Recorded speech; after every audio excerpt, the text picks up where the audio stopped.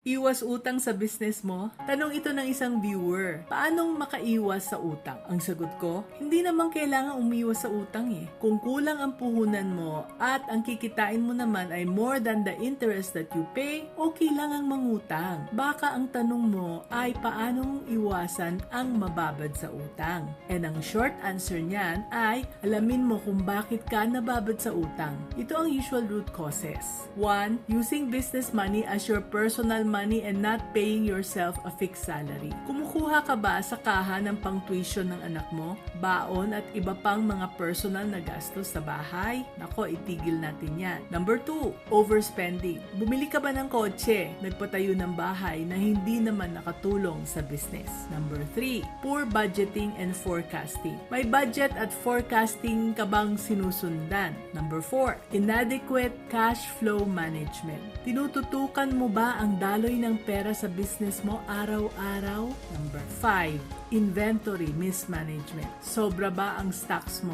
Nabubulok ba or ninanakawan ka na? Number 6, inefficient operations. Nagtitipid ka ba sa kuryente at sa ibang gastusin? Number 7, poor debt management. Nangungutang ka ba nang hindi mo alam kung paano mong babayaran? Did you compute kung okay pa ang interest na binabayaran mo? Alin dito ang reason kung bakit ka babad sa utang? At gawan mo ng paraan. That's how to be a business-minded Pinoy.